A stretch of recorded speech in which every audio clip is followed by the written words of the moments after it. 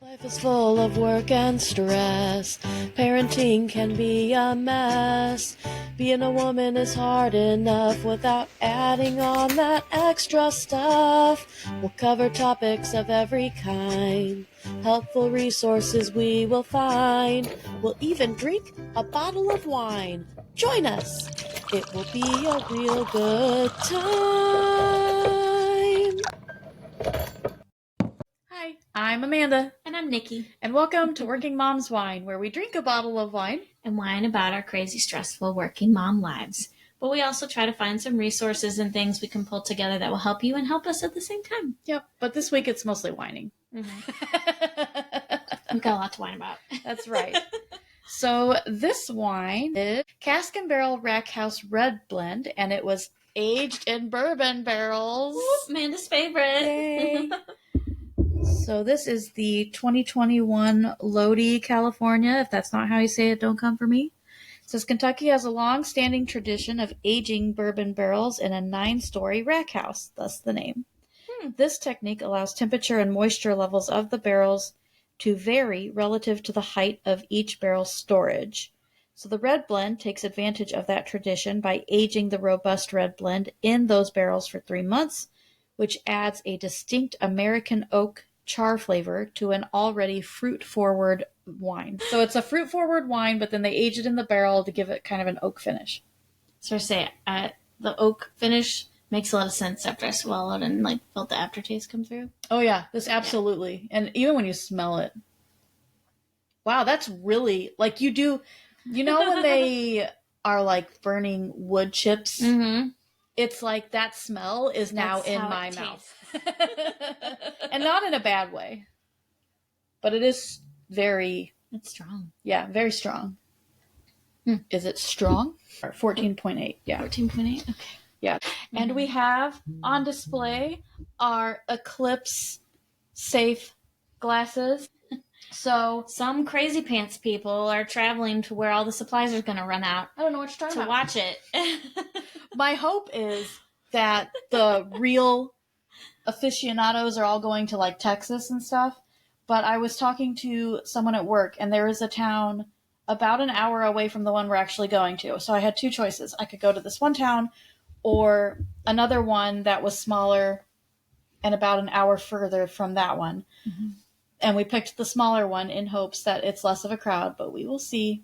And the toddler potty is definitely going in the car with us. In case you didn't catch on, I called people crazy pants because Amanda and her family are traveling to see the eclipse. Yes, we are traveling to see it. I got a hotel room for the kids because they love anytime we stay at a hotel. So we're going to make a thing out of it. But we're going to go down there the night before, and then we might be stuck there for a while. So we're definitely going to be bringing lots of snacks and things. But my friend was telling me that nearby town that I decided to avoid, they have a school there, like a college, and they brought someone in for the last eclipse, like a astrophysicist, to talk about a bunch of stuff. Mm-hmm. So wouldn't it be really lovely if everybody was over in that town and we'll be fine. And not in your town. Right. And then Brandon's all like, so where are we going to watch the eclipse from? And I'm like, that's a good question, because checkout time is going to be before the eclipse occurs. And find somewhere you can park. I wasn't really thinking about that exactly. And it's the last one where we will have a chance at seeing the totality without traveling for, I think they said 350 years. Dang. Yeah. It's very rare to be able to see a full solar eclipse in our area. So it's kind of cool that there was one about 6 or 7 years ago, and now there will be another. Sorry to say, Ari's due date was on the last one. She came 10, 11 days earlier, actually, in reality, but her due date was on the last eclipse, total eclipse, and we were home in time from the hospital to step outside and look at it. But we went to the library today for the first time and got her signed up for her own card, and they are giving away free eclipse sunglass thing. And so I grabbed 3, maybe I should one for each of us here. and one for Grandma. But then she was like, how am I going to use it? I'll be at school. And I said, that's an excellent question. But I'm going to have to email her teacher and ask, are you guys making boxes and going out to look? Are you doing something with it or not? Because if they're not doing anything, I might let her stay home just to use her glasses and see if we can see anything. But yeah, we kept the kids at home last year because they're doing something. Obviously Silas at that point was probably 6 months old, if that. Mm-hmm. And Lucas and Eliano were young enough where my thought was, if they're at a school and each teacher has probably a good 20 to 30 kids that they have to manage. To put on glasses and keep them on and not damage their eyes forever. Yes. Yeah. So I was like, we're going to stay home. And then I can just manage, Brandon can manage one child. I can manage their child. I remember last time there was lots of stuff online about like how to make one of those shoebox things you can look into and see it. It's just not the same. They might do that, but I don't know. What time is it supposed to happen? Is it in the afternoon? Like 1 o'clock or 1:30. I think it's around 1:20. Like she could go for like a half day school and I could pull her out early or something. That's true. But yeah, then I have to leave work and all of that. So we're going to have to miss school simply because of my choice to get a hotel. Yeah. So, sorry, school. But the kids... I just didn't care enough. Like, it's cool and everything, and I'll look at it if I get a chance, but it's not like, oh my god, I missed it, now I won't see it for 300. Like, I don't care. That's how I feel about a lot of other things, but like with the eclipse, that's like my thing where I'm like, I gotta go see it. Space and stuff, that's always been your jam. That's true. I talked to a lady from Titusville yesterday, and I was like, oh, my grandparents were out there, and we would go visit all the time when I was younger, and we talked about how Kennedy Space Center used to be, and she talked about how her daughter went to astronaut high school. That's what they call the high school. It's not actual astronaut high school. Yeah. And I was like, that's so cool. And this reminded me of all those days, but... You remember when they thought Lance was going to go to space? From NSYNC? Yeah. Yes, actually I do. Now that I think about it, yeah. How far did that even go? I don't know. I think he did like some of the training and stuff. That's what I was thinking. He at least did some of the training. Yeah. I don't know. Maybe we'll cover that in our 90s episode. That's right. We'll definitely have an episode talking about their comeback. Well, today we're going to whine about spring break and how whoop whoop. It's not always not so whoop whoop anymore. I know, not always a break at this age. So your spring break was last week, right? Yes. I don't know why, but our district seems to be the only one in the area that wants to do it on a different week. Because mine is this week. So. But out where Brandon's mom is, theirs is this week too. And it's always been that way because obviously when the kids were not in school, things were easier as far as trying to do like a random vacation here and there. Yeah. So we went to Gulf Shores one year with Brandon's side of the family, and his mom got a really good offer on like the next year. And we were looking at the dates, and it's like, oh, that's the week after ours. And it's been that way ever since. Every time she's like, I'm on spring break. I'm like, well, the kids just finished theirs and are back in school now. So, yeah. Kind of makes things difficult. Sure does. But, yes, ours was heartbroken that we weren't on the same week. She's like, my cousins are home from school right now. They get to stay up late and be on Roblox, and I have to go to bed. Mm-hmm. Sorry, kid. But when you're younger, spring break is a lot of fun. Mm-hmm. You get to decide what destination you're going to go to. And if you're in college, maybe you make plans to get together with people you have a crush on or girlfriends or whatever. Travel together. You split the stay. It's fly by the seat of your pants because you're just worrying about me, myself, and I. Exactly. And it's party city if you want it to be. Like, some people will even do that during high school. Like, their parents will take them places. There was one time that we traveled and we stayed in church members' homes. And they would do that once in a while. I was trying to remember if that was the choir, though. It was chamber singers. Chamber singers and in character. That's what it was. That's what it was. Yeah. I know. So when the performance groups at college traveled, those were either during spring or fall break. Let me tell you, that's a wild spring break. Baptist University going on tour at churches. Honestly, I think that's why they did it. I think their thought was, hey, if we book some stuff over this time, they won't go book their own. Of them from doing. Even if you're not going to go anywhere or do anything, you have the freedom to like not go to school. You could take the week off of work if you want. You could lay around and be lazy. Sleep in, stay up late. I didn't sleep in on our spring break because I had to go into work early because we don't have any PTO left. I did look out there. I wasn't going to get to take PTO because the account that I work on has audits twice a year. And when there's audit time, you have to do all these prep meetings, and then you have to go to the audit meeting and get picked apart the case that you worked on. So fun. Oh, yeah. And it was audit week, but I got lucky this time. The main audits were on the medical nurses and pharmacy staff. I was only supposed to have to say anything if one of my cases was touched, and I just have to give a little sentence about what I did for behavioral health. Mm-hmm. But none of my cases got picked. Nice. So I got to request my PTO like I wanted to, and I was very excited about that. Perfect. That's awesome. My coworkers were very kind and generous and worked really hard to help me figure out a coverage plan, because some of my normal people were already going to be busy auditing and on their own spring breaks and PTO balancing and stuff. And my request was very last minute because I didn't think I could request for that week. But it all worked out, and we have gotten to sleep in, which has been really handy during a recent sickness that we talked about on the last podcast. Yep. And of course, another thing to whine about, while I have gotten to sleep in, most of my scheduled things have been adult things that I can't take care of when I'm working. A trip to the vet with my dog, stuff with Ari, like the library card, going to get the library card. I've been wanting to do that for like a year. When you talked about that, I was just thinking, I have not taken the kids. Lucas is 12. They don't have library cards. Well, Ari, I'm sure your kids do the same thing, have the library at school and they check out books there. So that's kind of what put it off for us. But I didn't do it when she was younger because it was during COVID, and I didn't want to mess with that. Like, going where you don't have to, and, rent.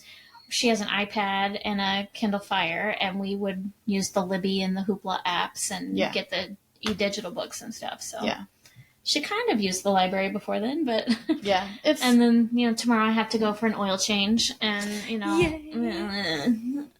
I had a job interview because, I was promoted at one point and in leadership, and then went through layoffs again after having only been able to get like 7 months experience in that role. Mm-hmm. So why they invented it and filled me in it in the first place, God only knows.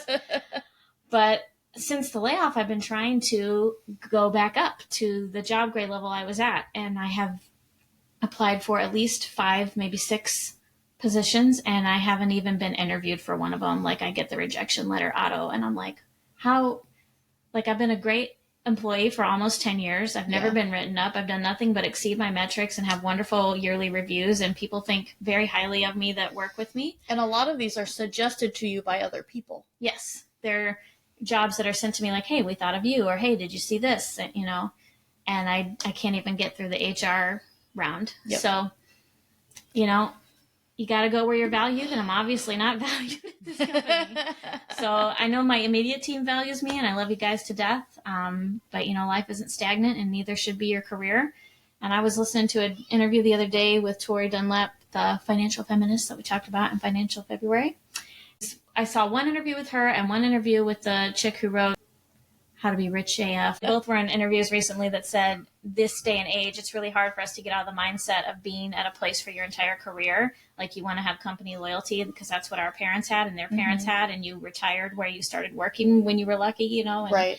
That was really valued. And nowadays it's not. And if you're not moving every 2 years, then you're losing out on your career path. Funny that you mentioned the 2-year thing. Yeah. Because that seems to be what I'm doing. Well, it seems to be about every 2 years that they restructure my company and I get laid off and have to find a new place to land. Well, see, there you go. But it's like, I'm not picking these places to land. I'm clinging at them in desperation as I'm falling down the drain. So I'm never picking the place that I feel like I'm good at or I will fit well. It's always kind of like whatever I can grab onto for a salary because I'm a single mother. Yeah. So and I've been very fortunate to land places that taught me a lot of things, and all things I've been very good at, but not where my heart is. And so this time I am actively looking, and I'm not settling for something that's not a good fit. And I just had a really positive experience at a place, but I don't think it's going to be a fit salary wise, which is really sad because everything else checked the boxes. So if you're listening, offer her more money. It's hard in the mental health field. We don't get paid enough to offer enough money. Yeah. That's fair. And I think, too, it's not weird to be looking around, whether you're someone who's in your situation or maybe someone who feels more stable or whatever. I think it's normal every once in a while to be like, hey, what else is out there? Maybe I want to try something new. Maybe my life situation has changed. Like, I'm about to switch positions within my company just because it's going to work better for family schedules and things like that. Am I going to be making the same amount? Hopefully. But if the market decides to be stupid, maybe not. We'll see. But every once in a while, yeah. And it is like I've been in each position for 2 years before I started thinking, I wonder what else is out there. I feel like that's just kind of like. It seems to be kind of the wavelength now. Yeah. So I think that's fair. Yeah. Well, I keep trying to move back up, and it's really frustrating to be told over and over, just be patient. Your time will come. My time did come. Before. My time did come, and then you guys gave me the boot again because you didn't plan and budget well enough. Like, come on. Right. So I'm just, I'm looking. I'm going to go where I'm valued, and both financially and skills. You go, girl. That's right. Even though it just feels icky because all the people that you immediately work with recognize your value. Sure. And if they could give you more money, they would, but they don't make the decisions, Sure. That's the unfortunate part, is people that know you and your work ethic and your value at companies these days are not the people who make the decisions. Yep. And it sucks. 100%. It's very disconnected, and it's really, I don't like to use this word often, but it's stupid. It's straight up stupid of companies to operate use that word in this house. No. I do when it's true.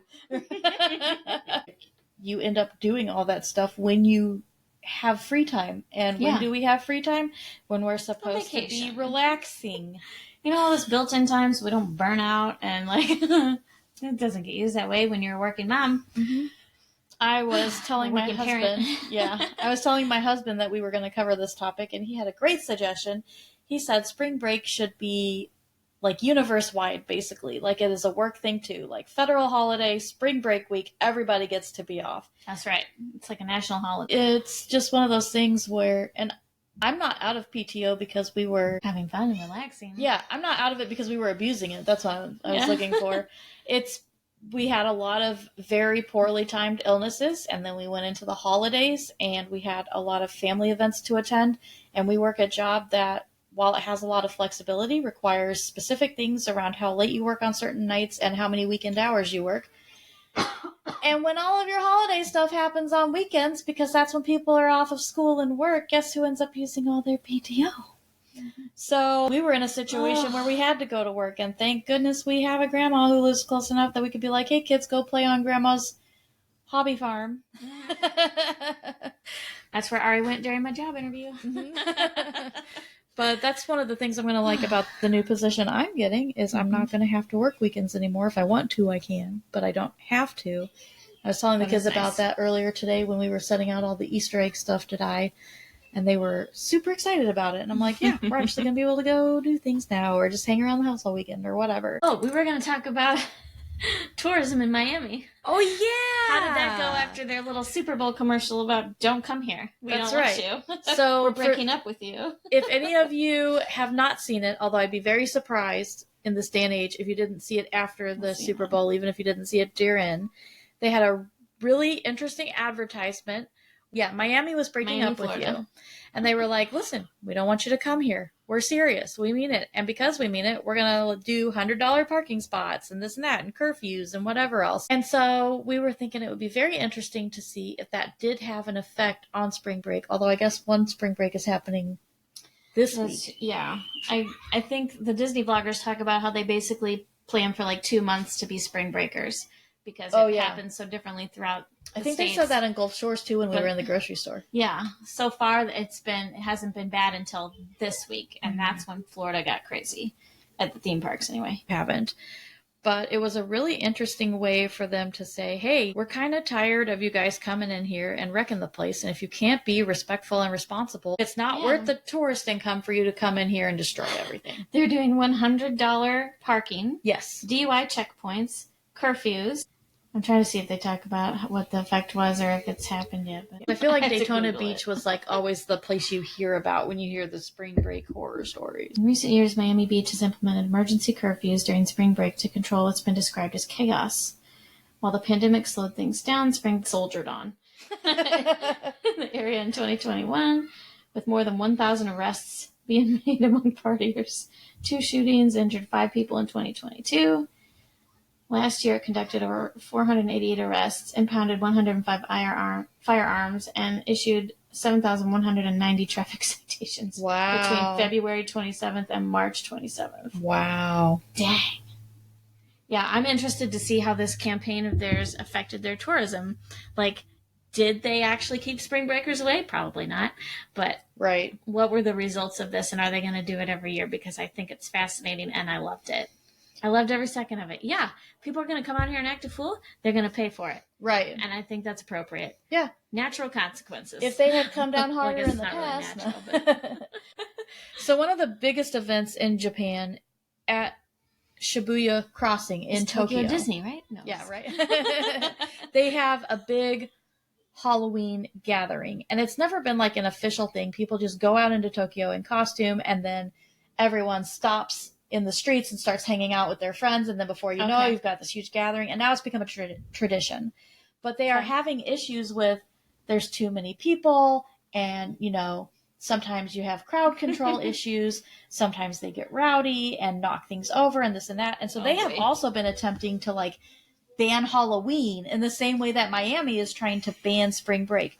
Not really super successfully.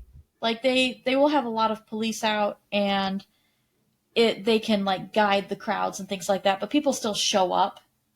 So it's really interesting to see that a lot of cities are now taking these stances of, we're not going to put up with this. Yes. Here's all the extra rules. Can we not just be responsible human beings? This is why we can't have nice things. Yes, this is why we can't have nice things. What you need, Miami and all other major cities, is moms. You need a bunch of middle-aged women, all sizes, shapes, ages, races. Mm-hmm. We will band together and we will knock some sense into these young people. $30 an hour. That's right. And travel Just expenses. Give us some wine and we will take care of business. That's true. If you give us enough wine, we might not even need the hourly rate. We might just go for it. We might just go. Yeah. Maybe some charcuterie. Some tapas. Yes, some tapas. That would be great. But yeah, like, we're all very focused this day and age on raising young children who have body awareness and boundaries and, not stranger danger anymore, but, being aware of what's right and wrong and good touch and bad touch and, all these things.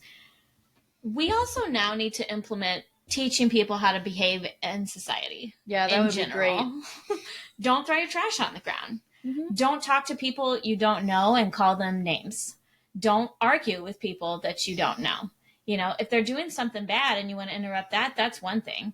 But we don't need to be getting into fist fights with people we don't know. We don't need to be pulling guns at traffic stops. Right. We don't need to be acting like morons all the time. Right. Like, we are humans. We have brains that can like stop and process emotions and ground ourselves, regulate our emotions, and have verbal conversations with people about things as grown adults. Preach it. Like, it's just really getting insane. And it's in every place now. Just when you're driving, when you're shopping, when you're going to the theme parks, there's videos of people screaming at each other in front of their children, getting into fist fights at Disney World. It's ridiculous. Or the Super Bowl parade. I digress. And put your shopping carts back where they belong. Put them where they belong. Put them in the cart rack thing. That is like baseline morality. If you don't return your shopping cart, you are a bad person. Who even are you? Yeah. But yeah, can we not just like act responsibly so we can all enjoy this planet together? Life would be so much better. The Chads and Brads of the world need to sit down. We'll just have no offense if your name is Chad or Brad. It's just like Linda and Karen. Okay, exactly. It's a thing. I was gonna say we can have a special area, like you have a. What am I thinking about? Cool down corner. Yeah, like a chill zone or like a little nursery. So anywhere you go, there's like a fenced in area, and the Chads, Brads, Lindas, and Karens all go behind the fence. Yes. I like And then it. everyone else can play nicely. Oh. Yeah. But yeah, it's just, in general, kind of crazy that we have to do things like this to get people to behave. Yeah. I agree. Just behave. And I get there's going to be like random things that happen because people are drinking and, that kind of stuff. But that we can do that responsibly too. Yeah. And if you can't do it responsibly, we're all going to respect you enough to understand why you're not drinking in the first place. Exactly. Responsible enough to understand when you are that person. Right. You know what might not be a terrible business idea, and you guys can have this one for free, whatever area you live in. Want it. I know, right? You can just go to our Patreon and make a donation. That's right. Because I got to thinking about that. There are some people that are responsible about not drinking when they know they can't handle it. There are some people that, for whatever reason, choose not to drink. Some people, they physically can't. Like, it makes them actually sick. Mm-hmm. Some people choose not to for religious reasons, all of those things. And they're oftentimes forced to be in an environment where it's around whether or not they want it to be around. Mm-hmm. And at the same time, you don't want to force people who want to have one or two socially to feel like they can't.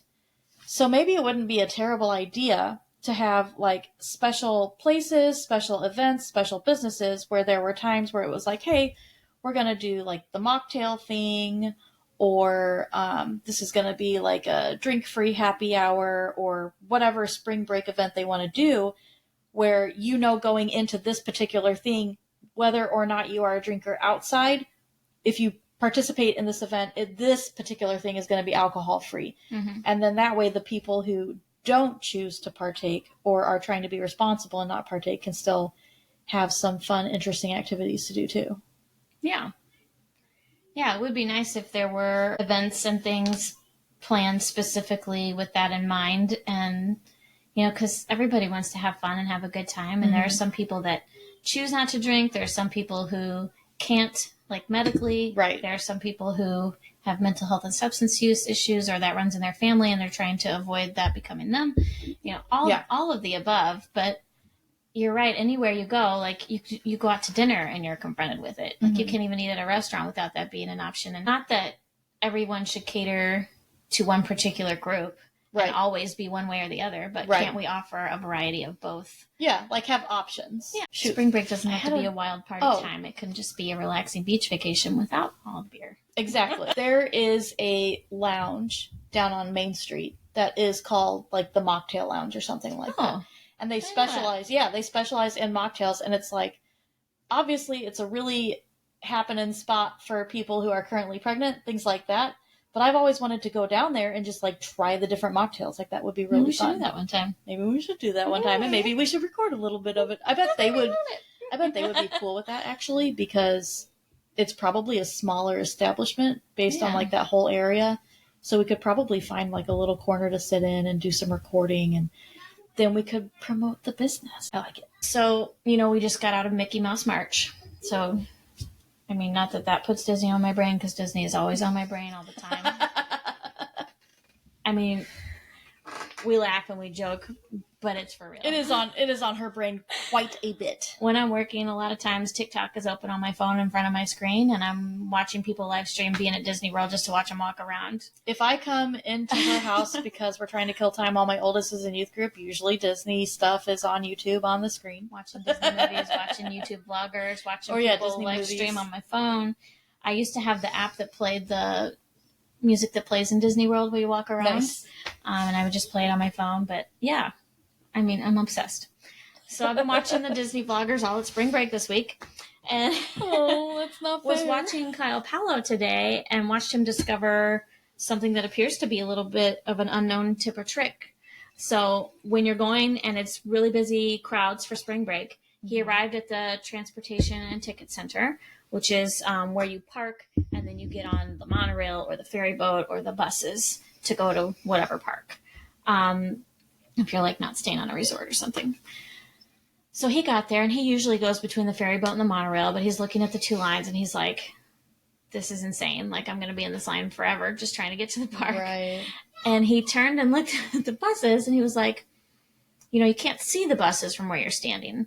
But he didn't see many people walking that way. And he's like, I don't know that I've ever taken the bus over to the parks from here. I think I'm just going to walk that way and see what it looks like. And he walked right onto a bus. There was no line, and there were multiple buses waiting to take I was going to say, were they just sitting there like, what do I do? Yeah. So everyone was in line for the ferry boat and the monorail, and nobody was in line for the bus to That's Magic hilarious. Kingdom. And I guess because it's so close and you can just ferry boat right over there, like you think those are the better options. But really, when you can walk right on versus standing in line for 30 to 40 minutes before you even get on the transportation. Right. He's like, hot tip. I've never done this before myself, and I live here. And I was like, hey, I'm going to share that. Here's a random question. Let's say you follow that hot tip and you use the bus to get over there quickly. Mm-hmm. But like you really just want to have a ferry ride at some point because that's part of the fun of going to Disney. Mm-hmm. Can you like leave in the middle of the day and ride the ferry back and forth and go back in? You sure can.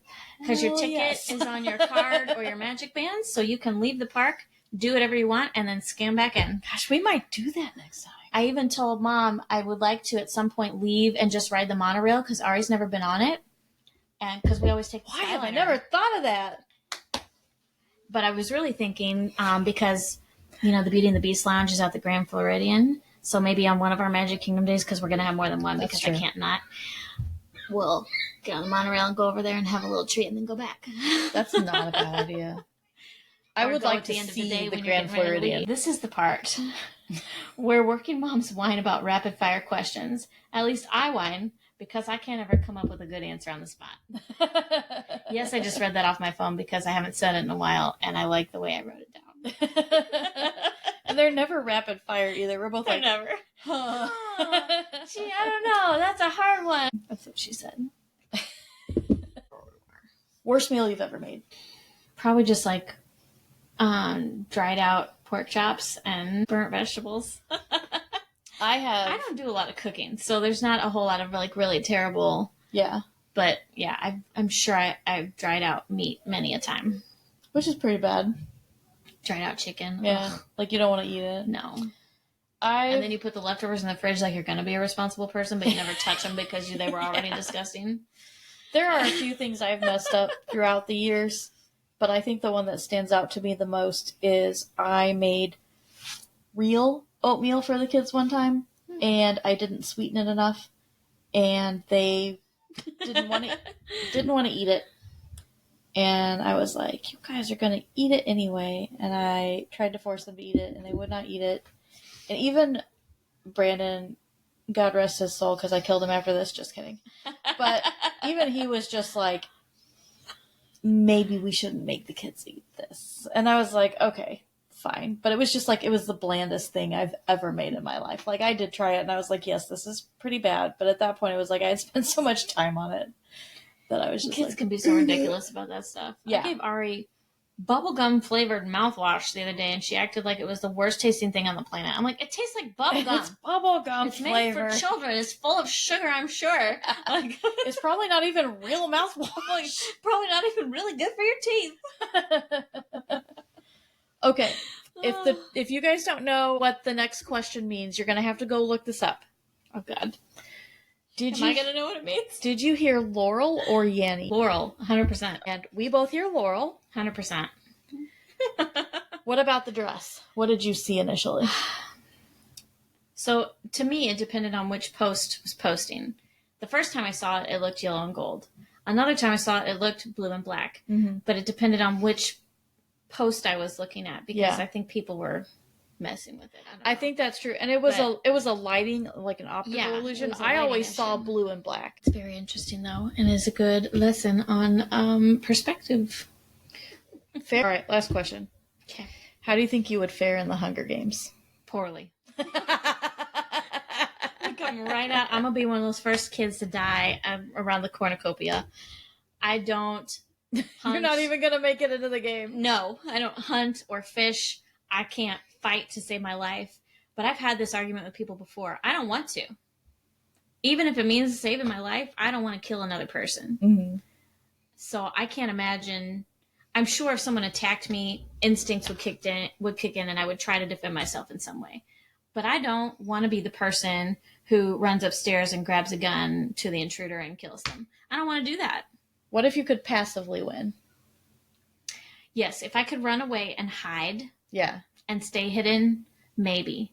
But I don't know. I like my snacks, and I would not know how to forage.